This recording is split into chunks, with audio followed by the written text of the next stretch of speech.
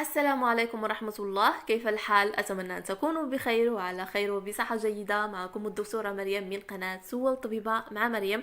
كما شاهدتم في العنوان، سنتحدث في هذا الفيديو عن البيض. وهناك من سيستغرب من هذا الأمر ويقول: هل هناك أضرار للبيض وهو مكون غني بالفيتامينات وغيرها من الأمور؟ فكيف يمكن لهذا المكون أو هذا الطعام الذي هو البيض أن يكون خطر على المرأة الحامل؟ نعم، هناك أضرار للبيض إذا تناولتيه بشكل خاطئ، إذا تناولتيه بهذه الطريقة التي سأذكر في هذا الفيديو، بحيث سيصبح له أضرار عليك وعلى جنينك. فابقي معي إلى آخر الفيديو لتتعرفي على أضرار البيض بهذه الطريقة، وكذلك لن ننسى ذكر الفوائد الصحية لهذا المكون الطبيعي. فكما قلت، ابقي معي إلى آخر الفيديو. وإن كانت هذه أول زيارة للقناة، لا تنسي الاشتراك والضغط على زر الجرس ليصلك كل جديد، والانضمام على صفحتي على الانستغرام. الرابط ستجدونه في خانة الوصف، لأنني أجيب هناك على الأسئلة بشكل مباشر في ستوريهات، وكذلك بشكل خاص في الخاص بالانستغرام. الانستغرام الخاص بي هو الذي تشاهدونه الآن، ويمكنكم الضغط على الرابط في خانة الوصف. بالنسبة لفاكهة فاكهة بالنسبة لمكون البيض، فهذا المكون له فوائد، لا يمكن أن ننكر الفوائد الكثيرة للبيض. من بينها أنه يخفض نسبة السكر في الدم، لأنه منخفض الكربوهيدرات. كذلك يعزز نمو الجنين السليم لاحتوائه على نسبة عالية من البروتين. كذلك يعزز نمو دماغ الجنين، لأنه غني بالكولين المعدني وأحماض الأوميغا 3 الدهنية، وكلاهما ضروريان لنمو الدماغ. كذلك يمنع فقر الدم لاحتوائه على الحديد، فيساعد في نقل الأكسجين من رئتيك إلى بقية الجسم، وكذلك ينقله إلى الجنين.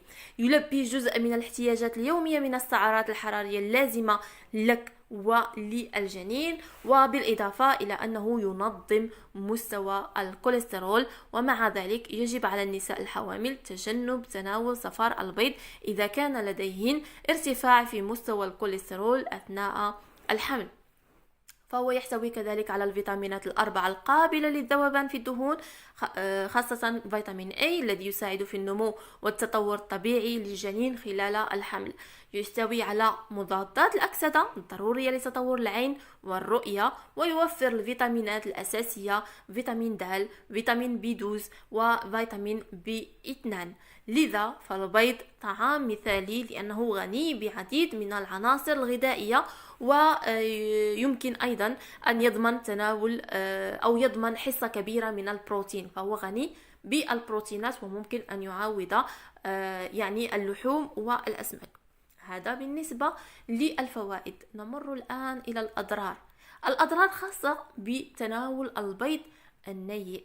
في حين أن البيض مصدر غني بالعناصر الغذائية للنساء الحوامل، إلا أنه له مخاطر، خاصة إذا لم تتناوليه بشكل صحيح، مثل تناوله نيء أو قبل اكتمال نضجه. ومن مخاطر تناول البيض النيء التسمم بالسالمونيلا. يمكن أن يكون البيض النيء أو الغير مطهو مصدر لبكتيريا مسببة للأمراض تسمى السالمونيل.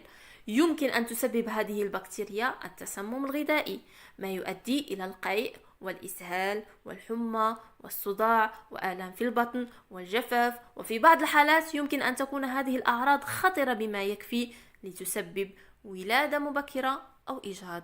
من بين المخاطر الأخرى لتناول البيض النيء، يمكن أن يؤدي تناول صفار البيض النيء إلى ارتفاع مستويات الكوليسترول لدى المرأة الحامل، وممكن أن يسبب الحساسية مثل الطفح الجلدي واحتقان الأنف ومشاكل أخرى.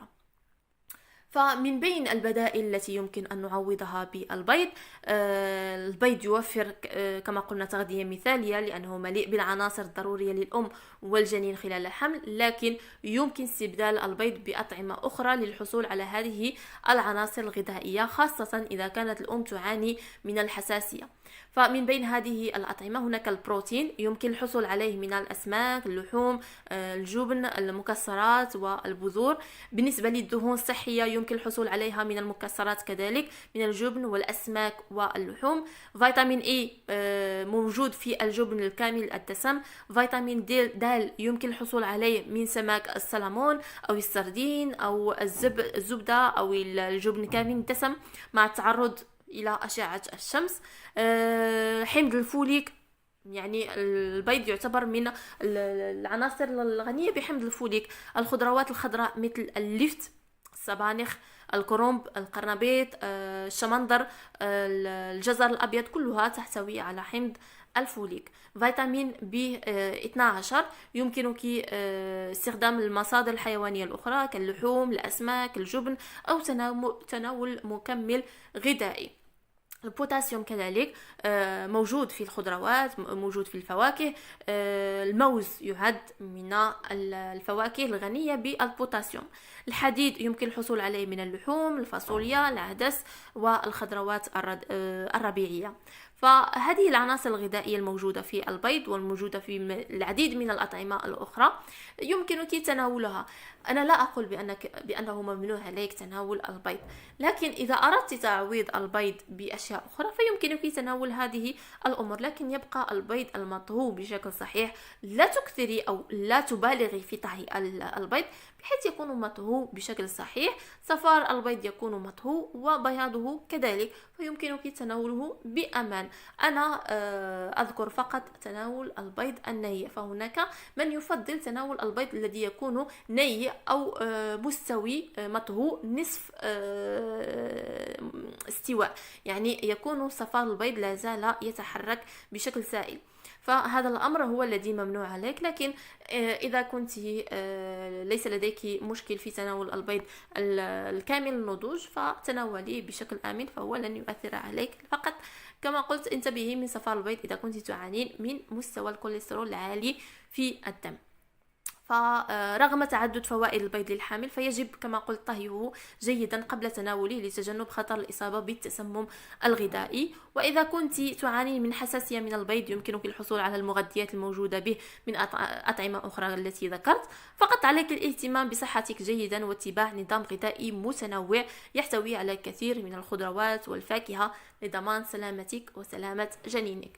ألقاكم إن شاء الله في فيديو قادم، والسلام عليكم. ولا تنسوا الاشتراك والانضمام على صفحتي في الانستغرام.